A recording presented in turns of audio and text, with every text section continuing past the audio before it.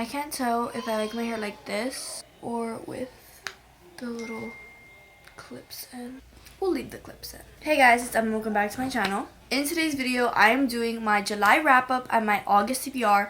I'm doing them in one video because you guys will see in a bit. But we are starting off this video with my July wrap-up, all the books I read in July. We're gonna pull up the stats first. So the amount of books I read this month is 6, but if we are not counting the DNF, it is 5. The average rating is 4.06. I read 3 romance books, 1 memoir, and had 1 DNF. I also forgot to mention that I read a total of 1,992 pages. That's basically what July consisted of. Kind of chaotic, but we're gonna get into them. Also, just a disclaimer, a lot of these books that I'm gonna be talking about, I have videos on them. I did 2 reading vlogs this month. One was reading new releases, and my recent one was reading summer books. So there's 4 books that I'm gonna be talking about that are already in videos. So if you want more in-depth details on how I felt about those books, go watch those videos. We're still gonna be briefly talking about them. So the first book I read this month was Funny Story by Emily Henry. It was a long time coming.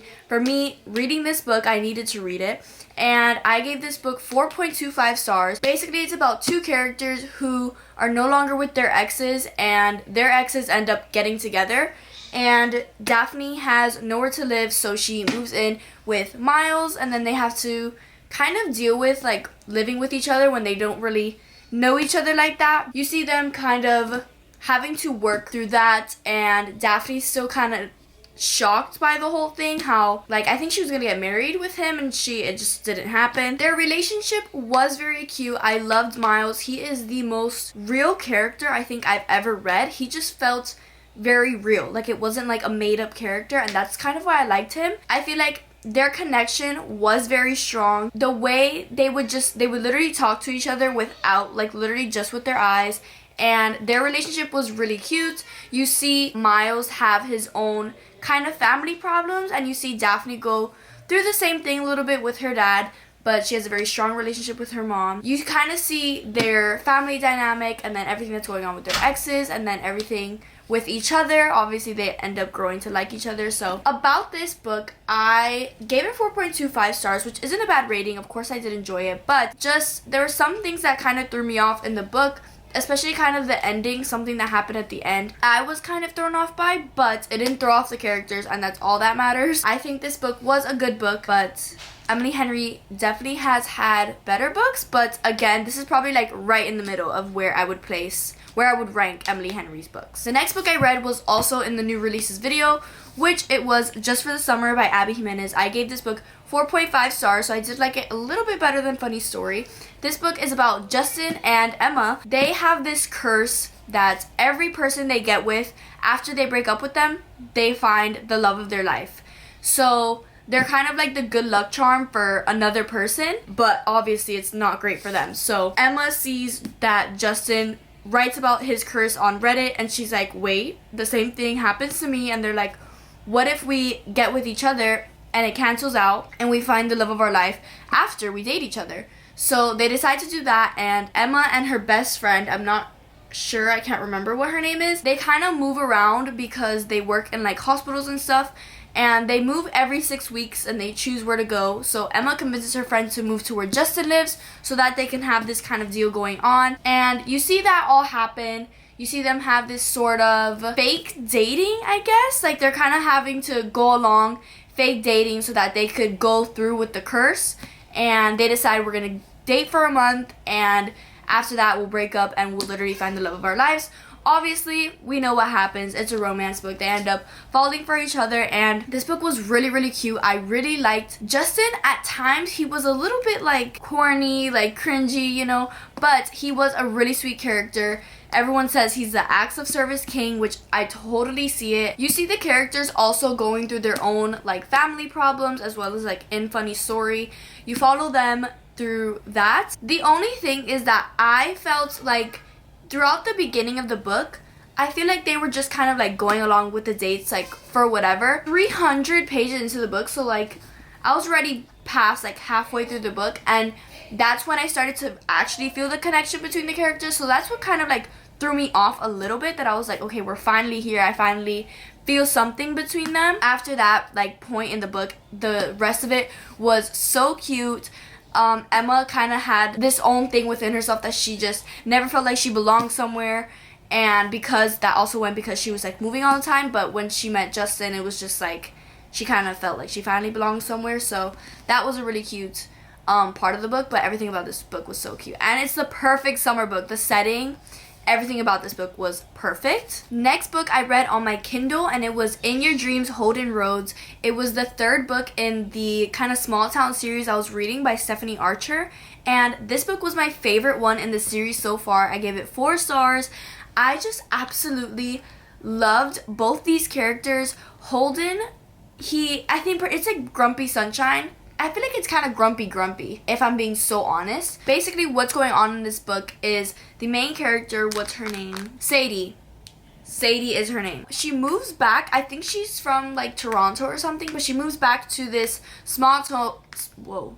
She moves back to this small town, Queens Cove, because her aunt has passed away, and her aunt owned an inn that was in the small town, and her aunt gives the inn to Holden and Sadie to share. I'm pretty sure Holden like helped build the inn, so that's why they're kind of like sharing it, and they're dealing with it because they don't really like each other. Sadie doesn't like him because she thinks that he's always hated her just because of like things he's done, but she never had any explanation for them. She just thinks he does, so they don't like each other, but they're like, we have to work together with the inn, we have to fix it and, you know, deal with it. So they're working on the inn together, and she also finds out that Holden wants a wife. So she's like, you have no skills in that area, so I'm gonna help you. So you see them kind of working together in the inn, and her trying to help him find a wife. Little does she know, Holden has always had a crush on her. So that is like probably one of my favorite things in a book, when the guy like has a secret crush on her and she just thinks that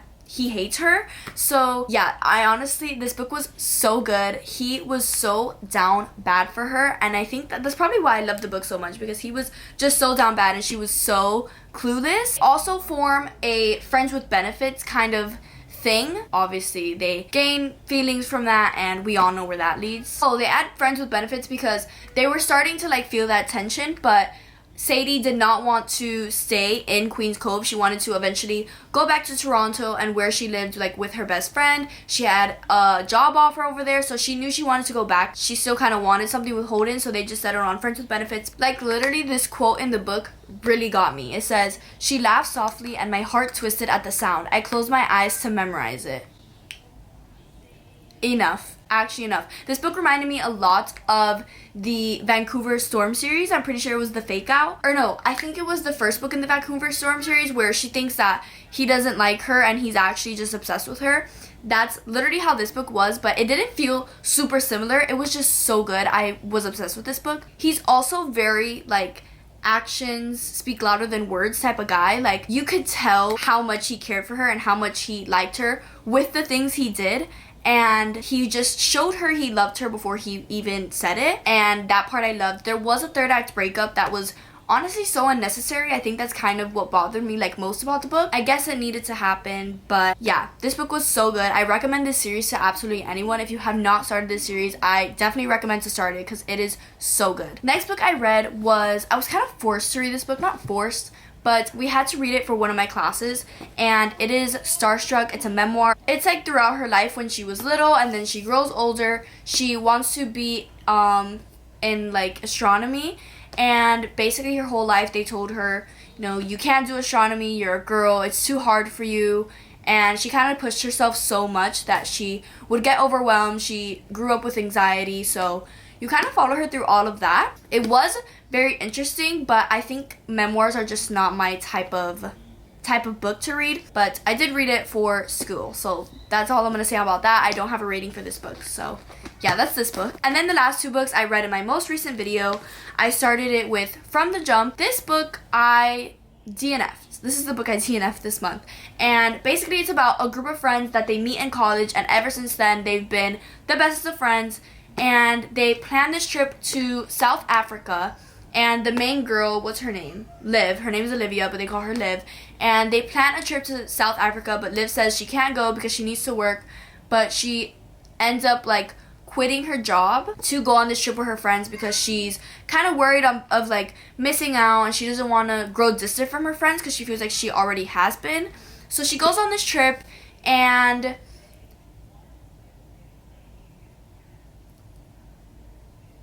those are literally my thoughts on this book. I feel like the romance in this book was really random. It kind of just came out of nowhere. Like, they weren't really flirting too much. I will say the male main character, Dice, is a flirt. But it's just how he is. Like, he kind of flirts with the whole friend group. And I feel like this girl was very delusional. I said that in the reading vlog. I just felt like she had a crush on him. And she would even bring up, like, I feel stupid for having this crush. And I was like, yeah, I think you should, because I feel like he just wasn't showing that much interest. Like, he's genuinely just a flirt. I don't know what happened. Then they came back from the South Africa trip, and then there was a problem like with her job and money in her apartment, and that's where I stopped because I just didn't know what was going on. There was a lot going on, but no romance. So yeah, I was just kind of confused this whole book. It was a lot about like the concept of having a friendships and stuff. Was not able to finish this book, and I was not going to. And the last book I read in July was This Summer Will Be Different. I gave this book 3.5 stars. I loved this book. The setting was so perfect. That was like my favorite thing about this book, the setting. It made me want to literally go to Anna Maria Island, which is where I used to go for every summer. The setting was just so good. Basically, this book is about Lucy and Felix. Lucy, the first time she goes, she's meeting her best friend there who's a little like delayed, but she then hooks up with this guy. She finds out that it's her her best friend's brother, and she's like, oh crap, I can't believe we just did that, like we can't tell anyone. And then they go on for a few years just repeating the same cycle, and they kind of like can't stay away from each other, but it's nothing serious between them, so they don't feel the need to say anything, but she still feels guilty. So that's kind of the whole concept of this book. I really did enjoy. The romance was cute. The friendship in this book was very strong. I feel like it was probably like a main topic in this book. I feel like it wasn't even like a subplot. Like, it was like very much known in this book, the friendship aspect, and I think they had a really nice friendship, and I think the way everything was handled at the end of the book was perfect. I really liked Felix. I just felt like he was very observant with everything she did, and he would put it into action, and he was just always like watching her, not in a creepy way.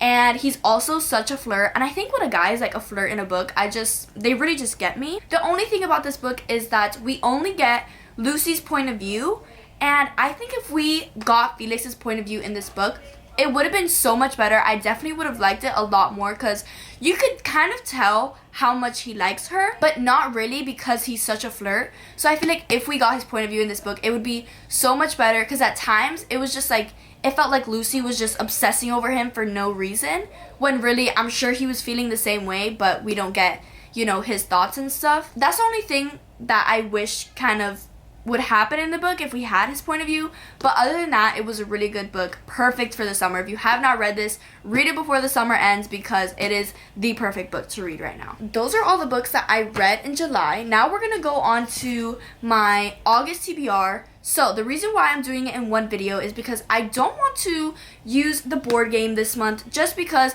I have not been reading from the TBR that I've been setting for myself at the beginning of the month. I kind of just want to pick my own TBR based off the books that I've kind of been looking forward to reading, because if you don't know, I said it in one of my reading vlog videos, but I was not in like a book slump, because I did read like 5 books this month, 6 books. But I feel like I was kind of getting slower at reading, and I used to read a lot quicker, which it's still the amount of books I read I am happy with, but I just always feel like I want to be reading a book. This month I was a lot slower with that, if that makes any sense. So I want to pick out books for myself that I think I'm going to read. I'm still going to do my reading journal, and I'm going to put all the books I want as my TBR, but they're just going to be handpicked, and we'll eventually get back to the board game picking my TBR, but for this month, I will be picking my own TBR, and I'll be showing you guys. So the first book I'm going to be talking about is a book I'm reading right now, just to tell you guys my current read, and it is Reckless by Elsie Silver. This book, I'm like halfway through it, and it's been absolutely amazing. I'm obsessed already. Going into that, I do want to eventually read Hopeless this month too. Hopefully I could get to this book, because I do want to finish the series, because this has been sitting on my shelf for so long, this whole series, and I've been wanting to finish it. I feel like everyone has finished it already except me, so I'm really excited to finish Reckless, get into this book, and then I can get into the next book that I have on my TBR, which is Wild Love by Elsie Silver. This is the first book in her next series, and the next book comes out sometime in September, I'm pretty sure, but this is a book I definitely want to get to too. I don't know if I'll be reading it this month considering I want to read 3 Elsie Silver books, but I definitely want to get to this either in August or beginning of September so I could be ready for when the next book comes out. I've heard this book is so good, so I'm so excited to get to it eventually. Then I have Yours Truly by Abby Jimenez. Like I said, I read just for the summer and I liked it. It was me giving Abby Jimenez another chance after not really liking one of her books that I've read before. And this is another book that everyone really liked by her. So I want to get to this eventually. It's on my 24 books to read in 2024. So I think now is the perfect time to read it. So I'm definitely excited to get to this book and see what all the hype is about. Next book is Love Redesigned by Lauren Asher. The second book already came out, Love Unwritten. So again, I just don't want to fall behind on all these new releases coming out. I've heard this is a really good book too. It's just kind of thick, so it's intimidating a little bit, but I think Lauren Asher writes such good romances. I don't think I've ever had a bad review on any of her books, so I'm really excited to get back into her writing and see what everyone likes so much about this book, and then I could get right into the next book. Next book is Things We Left Behind. I actually filmed a TikTok that it was kind of picking the next book I was going to read in August. So I'll probably read this one. Oh my god, the font is so tiny. But I'll probably read this one after Reckless because I did say I was going to read this in August. And this is the last book in the Knock 'Em Out series and I still have not read it. It came out such a long time ago. And I think it's about time I finally finished this series. I think this is also in my 24 books to read in 2024. A lot of these are. Yeah, I just want to get to this book, finish it. The characters in this book I'm so excited to read about and see what the reason for all the build-up was to wait this long for their book. So yeah, that's that book. And then a book I want to read on my Kindle. We probably already know what it is. So this book is Finn Rhodes Forever. This is the last book in the Queen's Cove series. It's about the last brother. And if you guys don't know, I've been loving Stephanie Archer this year. I've read so many of her books already, and this is the last book in that series. So I definitely want to read it. I'm excited about these characters. Of course, I feel like the last book in every series is like the characters you want to read about the most. So I'm really excited about this one, and I really hope I'm able to get to it this month. And then a book that's actually getting released this month, which I'm also so excited about, is Daydream by Hannah Grace. This is the third and I think the last book in that series. I don't know what the series is called. It's the one with Icebreaker. Oh, it's the Maple Hills series. It's the one with Icebreaker and Wildfire. I've read both of those books. I really liked them, so I'm really excited about Daydream. This character, Henry, he's been built up for such a long time. He's such a fun character, so I'm really excited to read a book about him. Yeah, those are all the books that I want to put on my TBR. Very ambitious TBR. I know I probably won't be reading all of these books this month, but these are definitely the books that are highest on my radar, so of course I wanted to show you guys which ones I'm looking at. Yeah, that is my July TBR. Sorry, no. That is my August TBR and my July wrap-up. I really hope you guys enjoyed. Make sure to give it a like, subscribe, turn on your post notifications so that you know when I post my next video, and I'll see you in the next one. Bye, guys.